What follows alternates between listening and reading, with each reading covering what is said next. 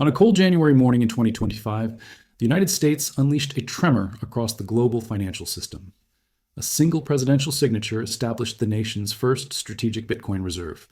Headlines portrayed it as a techno-forward policy, a nudge toward innovation, a symbolic embrace of digital assets. Markets celebrated. Wall Street roared. Bitcoin surged beyond six figures for the first time in history. But behind the applause lay something far more consequential. Inside the National Security Council, analysts understood the subtext. This wasn't a policy, it was a maneuver, a deliberate repositioning of financial power, a signal that the United States was preparing to fold Bitcoin into the machinery of its global influence, just as it once did with the dollar. And in Beijing, the meaning landed instantly. 72 hours after the order, the seven men atop China's political hierarchy met under emergency protocol. They didn't gather to discuss trade disputes or military strategy. They met to discuss Bitcoin. Not as a technology, not as an asset class, but as a potential weapon. To them, Washington's move wasn't about innovation. It was an escalation, a declaration that the United States intended to steer Bitcoin's future before any rival could react. A first strike in a new kind of conflict, a currency war fought not with printing presses or sanctions, but with hash power and digital reserves. They had been preparing for this scenario for years. Now the clock had started. And as the meeting adjourned, one chilling conclusion echoed through the chamber. If the United States seized control of Bitcoin's global narrative, China's vision for financial independence and its long-term geopolitical strategy could collapse. Their counterplan would need to be swift, secretive, and massive. What they set in motion next would stun the world. And it began with the shadows of the mining industry. Publicly, China had eradicated domestic Bitcoin mining years earlier. The world believed it. Hash rate metrics confirmed it. Miners fled to foreign soil. Western analysts declared China's influence over Bitcoin extinguished. But deep inside state-controlled energy compounds, behind hydropower dams and military-industrial facilities, the real story continued quietly. Small clusters of machines hummed beneath camouflage infrastructure. Government-linked operators routed their hash power through foreign pools to avoid attribution. While the world celebrated China's retreat, the country was quietly accumulating digital reserves under the watch of the Strategic Support Force, the same branch responsible for cyber operations and electronic warfare. When the U.S. announced its strategic Bitcoin reserve, Beijing's covert mining switched into its second phase.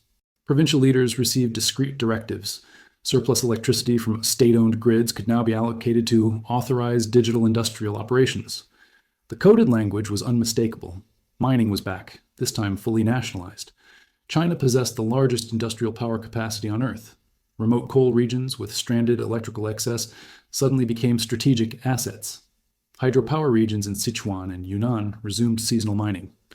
Entire industrial zones were redesigned to host government-backed mining clusters. Not hobbyists, not private firms, a sovereign accumulation machine. Beijing's internal forecast projected capturing up to a third of global hash power by 2026, enough to mint tens of thousands of Bitcoin annually without purchasing a single coin, enough to ensure they could never be frozen out of a Bitcoin-based financial order. And yet, mining was only the first front.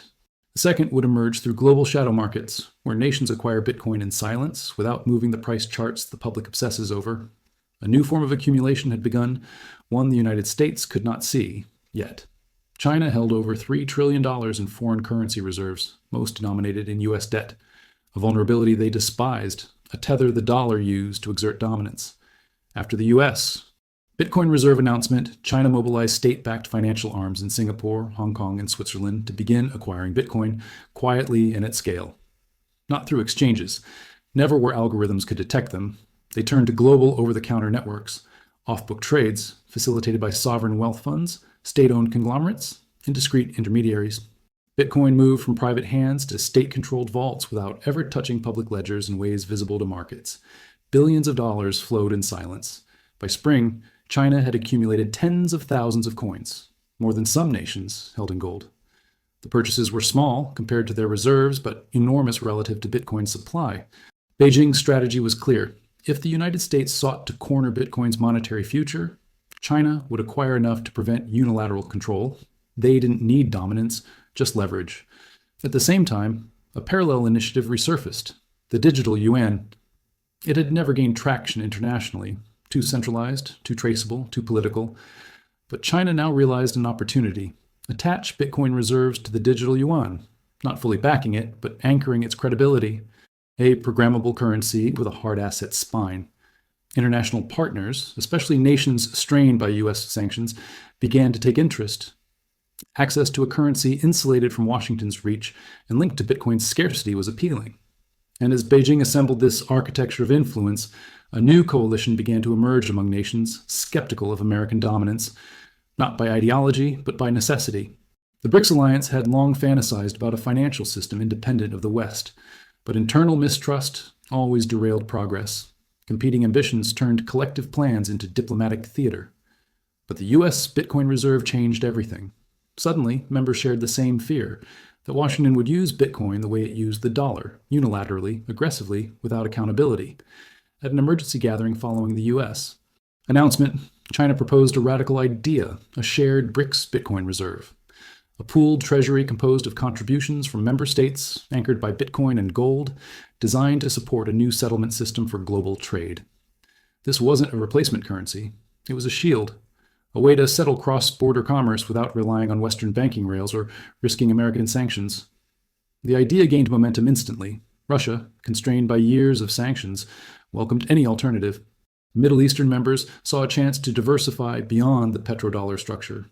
African nations, long dependent on Western financial institutions, saw an opportunity for sovereignty. By year's end, the framework was set. A multilateral digital settlement system, backed by Bitcoin reserves, governed collectively, structured to erode the dollar's monopoly gradually, not abruptly. It was the closest the world had come to a modern alternative to the post-World War II financial order. And Beijing knew that even the existence of such a system weakened America's hand. But the most dramatic shift was still ahead, because the United States was about to respond in ways that would redefine the conflict. The currency war had begun. The escalation was inevitable. By 2026, the world's financial map began to redraw itself. The U.S. doubled down. Treasury departments expanded their Bitcoin acquisition program. Federal custodial facilities were modernized to store digital reserves alongside gold. Federal Reserve research arms began exploring ways to integrate Bitcoin into treasury markets. Every signal pointed to one objective: reach 1 million Bitcoin before any rival could. China responded with equal intensity. Mining expanded. OTC acquisitions accelerated. BRICS contributions surged. The digital yuan launched a limited redemption window pegged partially to Bitcoin reserves, attracting countries long pushed to the periphery of the dollar system. A quiet but monumental shift unfolded. Some oil contracts began settling in Bitcoin. A tiny portion at first, mere percentages. But it was a symbolic breach in the petrodollar fortress that had upheld American influence for half a century. Energy-rich nations recognized leverage when they saw it. Bitcoin offered insulation from Western politics, and China's growing influence made adopting alternative settlement systems less risky. By 2027, global markets showed signs of stress. Inflation pressures mounted. U.S. debt soared. Treasury auctions became shaky. The dollar didn't collapse, but its aura of invincibility cracked. Then China triggered its most aggressive move yet. The digital yuan became officially Bitcoin anchored. For the first time, a major global currency declared partial backing by a non-sovereign asset. Nations previously hesitant, Pakistan, Iran, several African economies, adopted the digital yuan for bilateral trade. Dollar share of global reserves dipped below 60% for the first time in modern history, and Bitcoin surged beyond $300,000. Yet the crisis had only begun. By 2028, two financial worlds coexisted uneasily. The Western system remained anchored in the dollar, still powerful, still liquid, still the backbone of global finance. American allies maintained traditional settlement rails. Markets continued to operate, though under strain.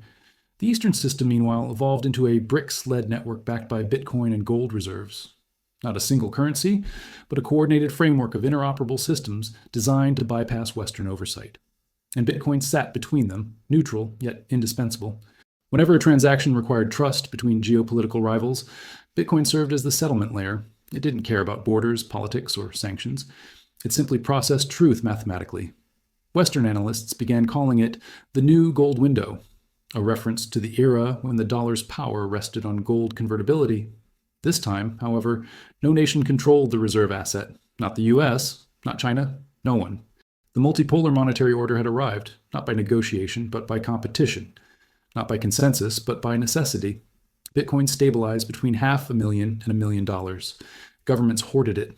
Early adopters became generationally wealthy. Late adopters scrambled to secure tiny allocations. The United States still held the largest single national reserve. But China, through direct holdings and indirect BRICS influence, had secured enough to prevent American hegemony from reasserting itself. It was not a Chinese victory. It was not an American defeat. It was a stalemate, a balance of power.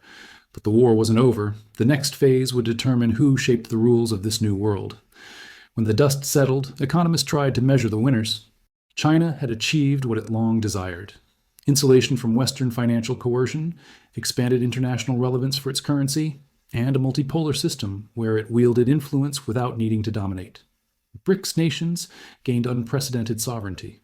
Sanctioned states bypassed their constraints. Energy producers diversified their settlement options. And early Bitcoin believers found themselves holding the rarest asset in the world, one now fought over by superpowers. Gold soared too, proving its relevance in a world hungry for hard collateral. But there were losers. The United States lost its monopoly over the global financial backbone. The dollar remained important, but no longer untouchable. Debt burdens intensified. Policy missteps carried greater risk.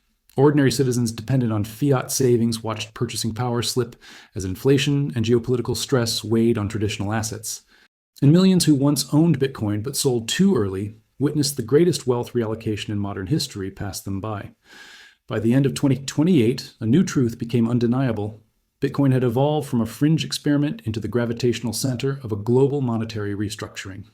Not because of ideology, not because of retail hype, but because nation-states, competing, suspicious, relentless, had no choice. The currency war had reshaped the world. And one question remained for every individual watching from the sidelines. Would they align themselves with the asset both superpowers coveted, or remain tied to the currencies born from political decisions and printed at will? Because in a world split between two systems, one thing became clear. Bitcoin was no longer just money, it was territory, and the fight for it had only begun.